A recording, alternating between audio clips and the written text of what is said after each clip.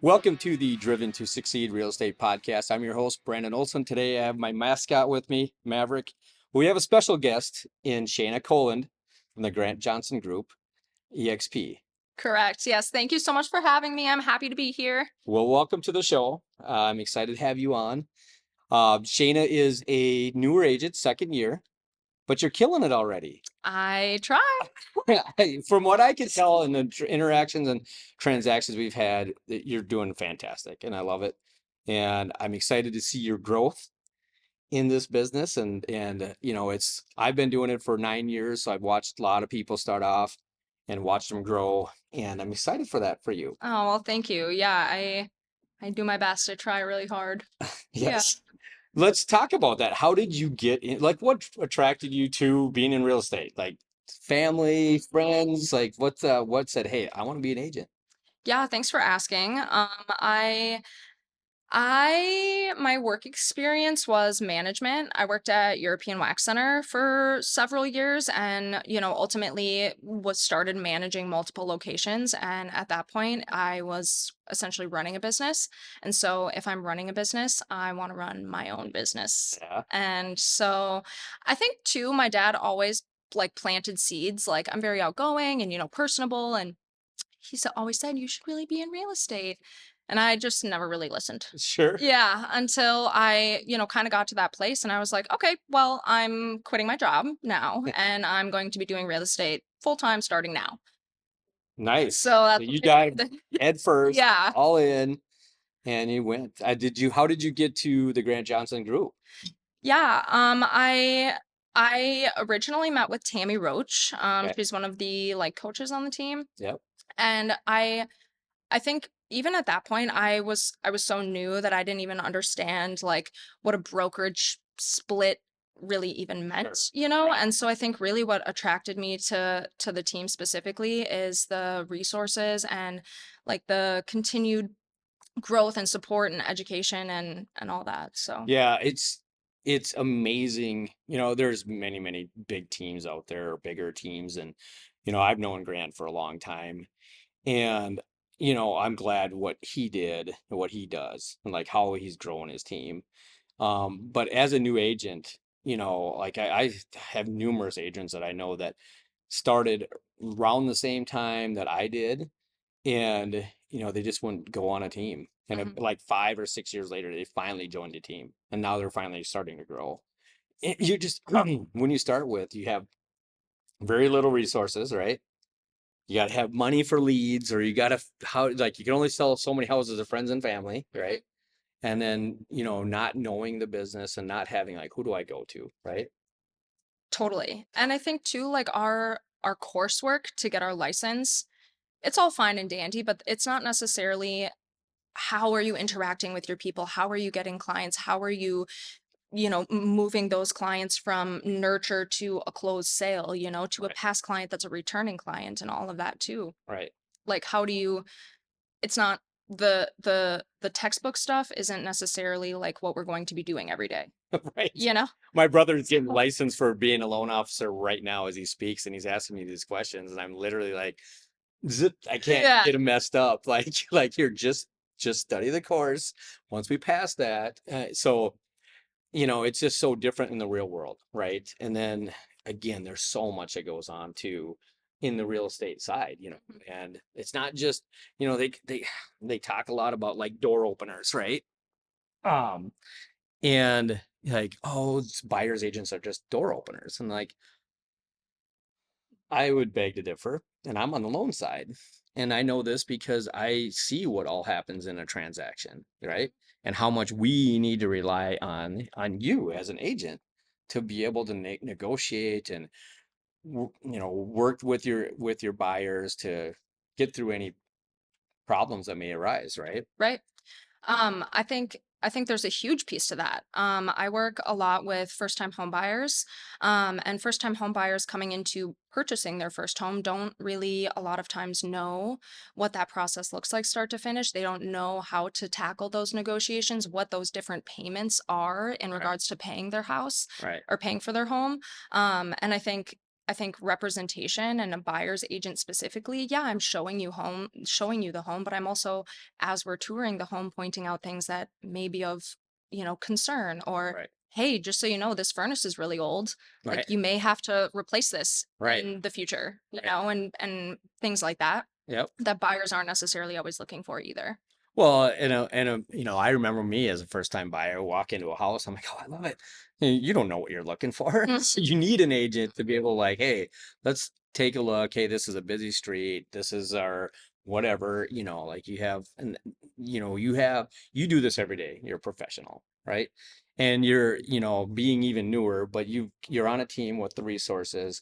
So you can ask the questions to help to guide, right? And that's where I've seen so many agents not really succeed until years down the road and to get to, to that real growth, right? Because they didn't have those resources Yeah. and at their fingertips, right? Maybe they got a broker that they can reach out to and they can ask certain things, but having a team setting, Mhm. having the coaching, and I'm all about coaching. Um, I've coached my people. I have a coach myself.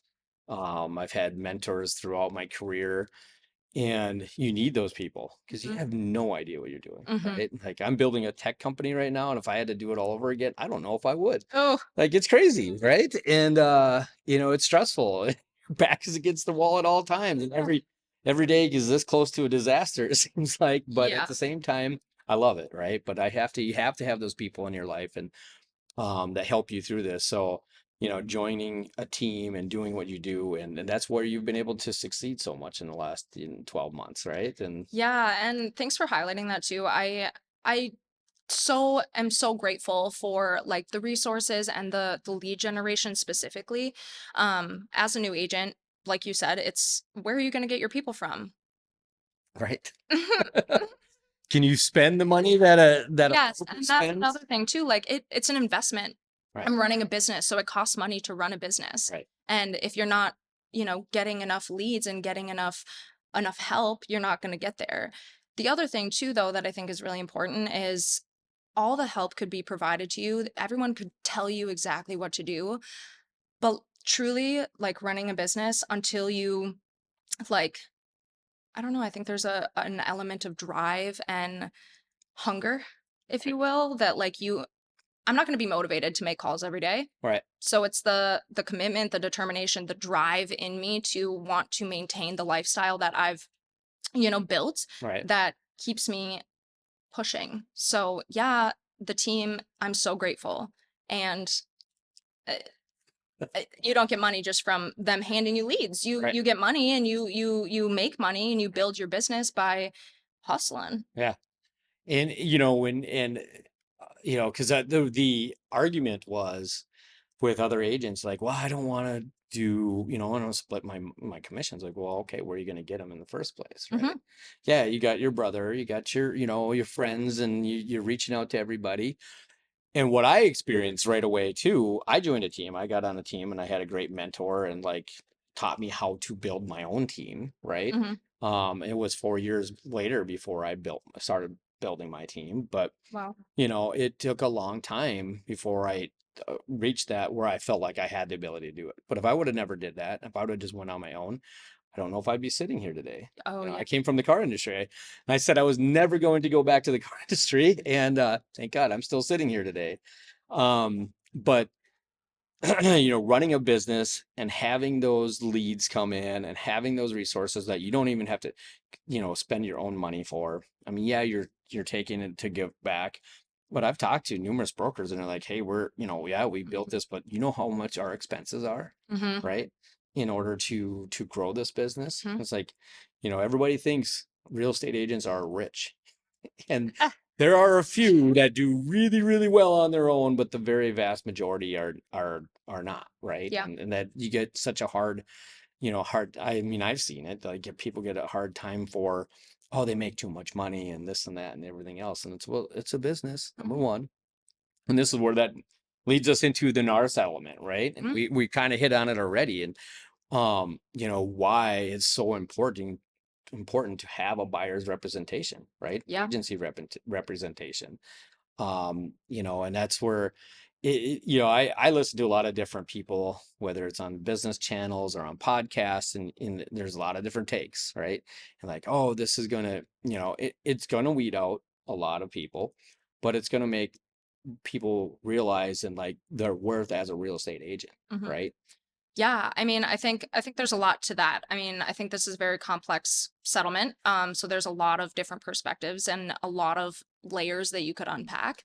But yes, I do believe that it will weed out not only agents in the industry, um, I think it already has started to. Oh yeah, Yeah.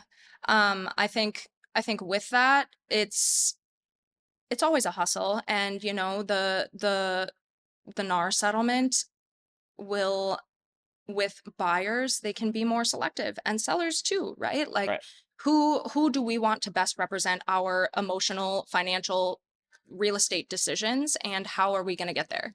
right, So I think too, with agents, it's all about, once again, setting yourself apart. You're in a business, just like every other business, you have competitors. So how are you going to set yourself apart from your competitors? What are you going to do extra that your competitors aren't doing? right. And it is amazing. I've seen a lot of agents.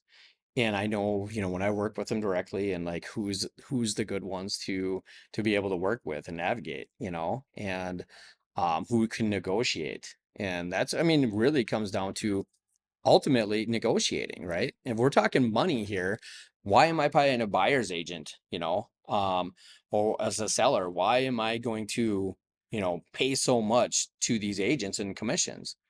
And, the industry was an unwritten rule that we were supposed to pay that, right? With at the same time, it was always in the contracts, like they didn't have to, they could negotiate Okay. that, right? But it was pretty normal, Yeah. standard, whatever you wanted to call it. Um, a- and now it's still gonna be, it's still likely to be that same setting because listen, if I'm a first time home buyer, or if I'm having, with the cost of homes, like the myth of 20% down. Well, Hmm. $400,000 home or 350 or $300,000 starter home, right? 20% Yeah, down is ton of money. How do absolutely. you come up with that you got student loans, maybe you got a family. How do you come up with 20%, Right. And that's where it was scary. So, well, okay, let's say we back it down to 5%, 3%, 3.5%. That's more realistic. But even then, it's still a challenge. 3% down with closing costs, Hmm. right? So I was you're just you're gonna talking mention that. like 7% Yeah. generally, 6 to 7% is what you need to have down. Which again, on you're talking 300,000, it's 18, $20,000. Hmm. And if you're younger and you're trying to do that, not everybody has that cash, right? Now on top of, hey, we got to pay our buyer's agent, right? So I guess what I'm getting at, full circle, is as a seller, if you're going to say, "Hey, I'm only going to pay do this," right? I'm only going to say, A certain. I'm only going to pay for my seller's commission.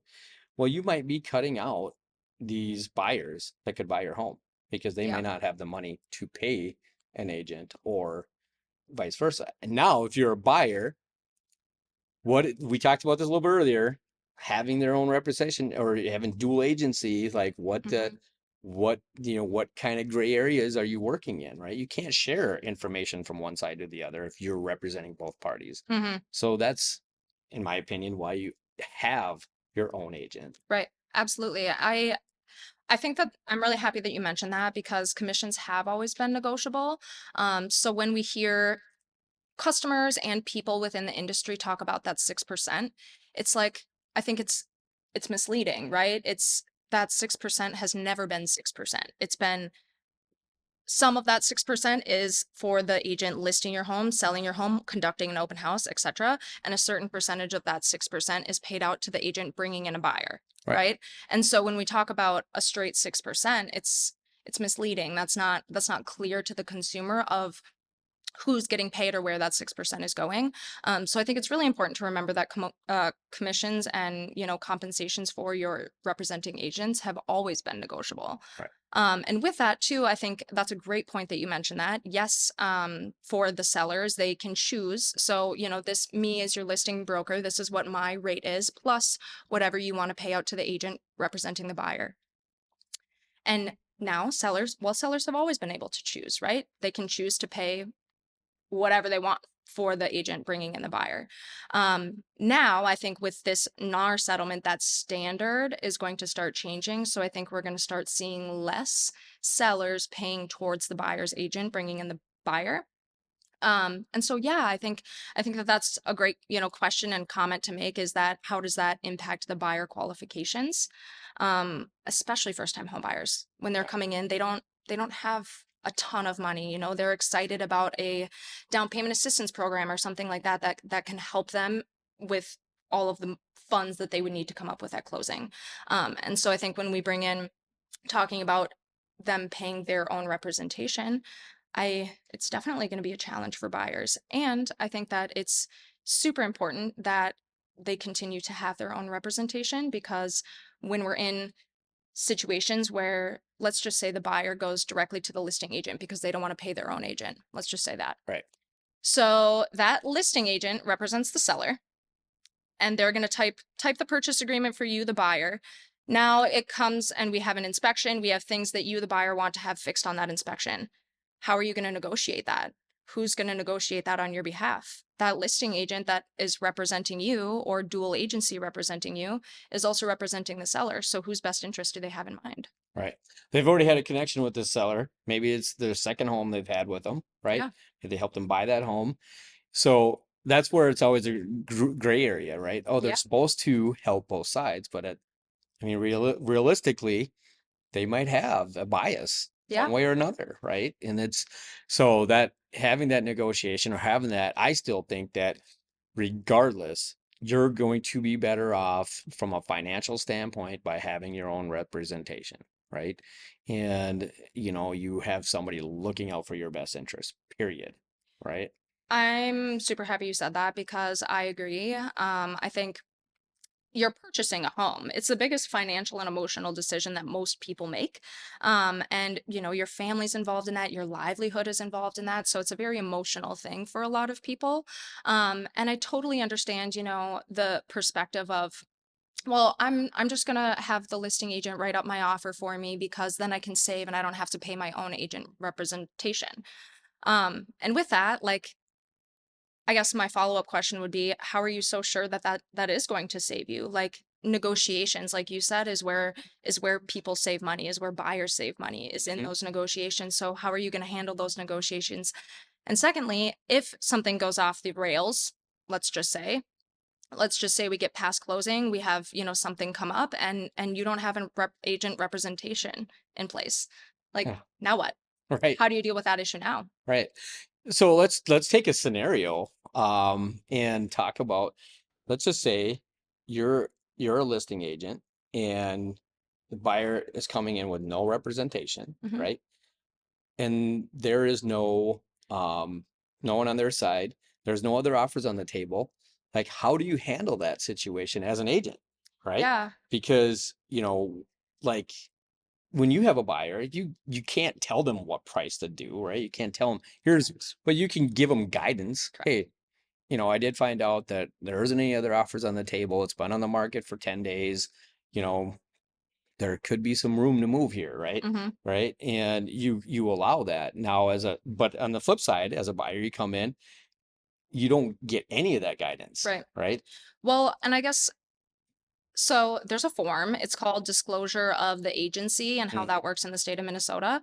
And I think if I were in this situation and I was representing the seller and the buyer came in, they wanted to type an offer on my seller's home, they don't have any agency representation in place. I think I would first break out that form and say, yeah, listen, these are the different options for agency in the state of Minnesota. Like, if you want to proceed with me, we can either do dual agency, or you can be a facilitator. We can there's options with that. right. This is what each of those options looks like. What's going to be best for you? there's Sure. there's definitely less protection, if you will, like agency representation, certain ways that you go, which is what brings me back to buyers in general. It's really important to have their own That was representation. that was Yeah. exactly the point I was trying to Yeah. get to, right? And And having, like you said too, like having someone that has your representation, so not just in your home purchase, but also knows your financial situation, your family situation, what your goals are, so that they can best, I guess, illustrate or highlight the path for you and kind of assist you, hold your hand on helping you Right. get there. Right. Yeah. I bring it back to like for sale by owners, right? For sale by owners, we're always like, hey, I can sell, there's a shortage of supply, I can sell my home, right? Hmm. Well, hey, how did you do your comps, right? To sell the home. How did you And get that price? how did you get the price? Where are you going to put it? Oh, I can put it on Zillow and Redfin and blah, blah, blah, right? Yeah, you can. It's not on the MLS, right? You're not putting it out there. So the average for sale by home for sale by owner Home. home, the actual like list price to where they sell Yeah. is makes up more than the amount of the commissions that Yeah. they lost, right? Yes. And they I generally don't go into multiple offers. I with the Grant Johnson group specifically, I really think that our like listing presentation, our listing packet and the marketing campaign that we do for the property really sets us apart in that. And yes, that's a great point. For sale by owners, how are you advertising? Is it reaching, am I the agent even seeing that? If it's on Facebook Marketplace, I'm not even going to, it's not hitting the MLS, it's not hitting my, so I'm not going to be necessarily bringing clients to you. And once again, as a seller, how are you doing that compensation? Right. So you're not paying your own agent. I'm assuming that you're probably not going to want to pay an agent bringing in a buyer, right? Okay, and let's see, how are you going to show your home? Right. Just I've seen so many of the transactions over the years, and I personally, hey, I found this home. It's for sale by owner. Do you have an agent? No. I'm like, like you should have somebody that's Yeah. a facilitator to Well, and they're give you legally something. binding Right. documents Right. that a lot of consumers flip through. Right. They don't necessarily read all of the fine Or print. comprehend exactly what's all in there. Exactly. And so once again, you need to have a someone who knows what those documents mean, how that's going to actually impact you in the purchase of this home Right. and ownership long term of this home. Absolutely. Well, I think it's going to change the industry. I mean, obviously it is. It's already impacted it. We're seeing more and more how it is working. Um, Ultimately, in the end, I think it's going to be a blip on the radar in the next 2 to 3 years, right? And Yeah. it's just, there's other states that's already had been doing this, and it was just a separate addendum saying Yeah. they're getting paid this, and this was going here, right? This agent's getting that, and it was just really identified on the purchase agreement more than anything. And that's where it's going. I know on the financial side of it, we Fannie Mae, Freddie Mac, they've come up with additional where we can get additional closing costs paid by seller Hmm. to cover buyer's agent. So let's just say, you're doing a minimum transaction of 5% down conventional or even 3% down. Well, the max seller contributions is 3%. Right. However, if the buyer's agent needs to get paid and there's no money to be paid, they can do an amendment or an addendum for that, stating like we can go up to X, Correct. right? For paying For for the paying for the agent's commissions. Yep. compensation. Okay. So that way you can close on the home, Hmm. right? Well, what did that do? That just still went back to where we were before, Yeah. right? It's And I think with that, like there's each buyer's financial situation, qualifications are different. Each loan program is different. Each seller is different. And there's so many different ways that people can still buy homes, right. and this is still something that's attainable for a lot of people. Um, yes. Yeah, I think again, just going back, I think it's going to be, where the next 6 to 12 months, you're going to see, well, the industry as a whole has been very down for the last 2 years, right? 2 plus years Yeah. at this point. And I think we needed it for sure. It was oversaturated. And I think it's going to bring the best of the best out, I agree. right? And I think for consumers, that's a really good thing. Yeah. And I know mortgage lenders, the renewal rate in Minnesota was down 30%. So like 30% of lenders were gone this year. And depending on how the rest of this year goes, there might be another 10 to 15%, not 20%. We might be Yeah. down 50% where we were 2 years ago. And so it's the best sort of the ones that survive, that have the market share, Mhm. which again is better for consumers. And I think you have to, I mean, even with all of this stuff, I was at a broker seminar a few weeks ago, and one of the questions was like, who has a buyer's representation packet, who sits down with their new buyers for an hour and sits with them face to face, learning about their goals, dreams, financials, all of that, and talks through the home buying process with them, who has something like that. Right. I was the only one in the room, and I was shocked. Like, Right. I mean, this is just something that's part of my process. Like, I can't believe that other agents, and now that I've shown them all my folder, they're all going to see my folder, so now I need to elevate my folder. Right. So Right. it's yeah, for sure it's going to weed people out, and it's going to if you have the right mindset about it, it's going to make you better. Right. I mean, that so when you coming into the business when you did is actually a really good thing for you. Like you don't have the bad habits or like the Yeah. easy money or Yeah. whatever it was previously, right? And you had to go out and get the business, you had to make the calls, you had to get, do this. But you're also the resources, going back to the resources, like they taught you how to do this, Yeah. right? And on my coaching levels, it's like, how do you separate yourself? Do you have a financial plan with your clients? Do you talk to them about their financial future, right? I'm not a financial advisor, Yeah. but I can certainly tell people like, hey, let's walk before we run. Let's buy this house first, and 3, 4, or 5 years from now, let's sell that house and then buy your future home. Or Not we put can you use you can grow into your second home right 5 years from now, and you can use this one as a rental. income Mhm. generating property or Right, something like right. that. Yes, and it just, having being able to be the expert Yeah. professional is what really sets people apart. So like it's great that you said that. Like you were the only one that says, "Hey, I do this." Because it's the best people in my side of the business, that's what they do, Yeah. right? And they have the same thing with every single person, You have a process. right? And as long as you stick to that process, it grows. Like my business is for the most part. I've bought leads before and I've done all that stuff and but it's very, very much 99% is all word of mouth, right? Yeah. Referral. Like, hey, I worked with, that's what my side is, right? But it didn't start out that way. I'm Mhm. 9 years in the business to get to, Yeah, over the last absolutely. 5 years where it's always been just word of mouth. And so it feels really good to be at Oh, that I can spot believe it. because then it's, hey, where'd you get my number from? Yeah. Right. So it works out very well. Well, let's move on to what does Shayna like to do in your free time? Like what other things do you do besides real estate so people can just understand the you? Yeah, that's always the toughest question. I'm very outdoorsy. I like to do really anything outside. I walk the dog every day. We walk through the woods, paddleboarding, hiking, camping, tent camping. Do you Tent tent camp? camping. I haven't in a long time, simply because I had a boat that I was always in it on the river, but I do like it. I Yeah, like getting boating, out there, and being so on the forth. lake, hiking, camping, yeah, all of it. I love being outside.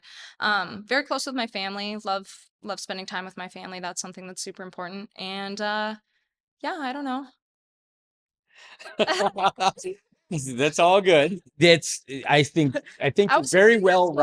rounded. Oh, look, I was a figure see? skater. It's just that's a hard question, you never know what to Right. say. I'm in the same boat. I hunt, fish, Yeah. a boat. Boating has always been my number one like hobby. Okay. And but I like to personally, me myself, get out and just like sometimes just like every week when I just go to mow the lawn, I can get away from Yeah. all this other stress that I have, and for whatever reason, that's so relaxing to me. Mhm. And now recently, I got a place up north, so I've been farming it a little That's bit. We're cool. trying to put some corn and soybeans and clover in for Very for cool. deer. So just getting on the tractor and disking Oh, and I doing that kind of love stuff that. and doing because I grew up on a farm, Disc so golf. disking, disc, Disking. disc the ground. Okay. Yeah, so you plow, disc, drag it, and then you plant. That's crazy. Yeah. Okay. Real farming, Yeah, yeah. actual with tractors and I grew up, my grandparents, both of them had farms and we had a hobby farm, 120 acres. So Wow. we did all that, right? And it's just kind of fun to get that is my release, get back to like doing that and I can Yeah. just get away from thinking about loans, thinking Yeah. about real estate, thinking about other things in life and just drive. Yeah. I definitely agree. I don't know. No, you're Like, fine. I got nervous. No, you're fine. Anyway, Shayna, I appreciate you coming on. I look forward to seeing your success in the future, working with you in the future with clients. Yeah, I'm Awesome. very excited for you. Well, thank you so much for having me. It's been a pleasure. Yes. Yeah. Thank you, everyone. Like and subscribe. If you have any questions for Shayna, please reach out. All the information is below.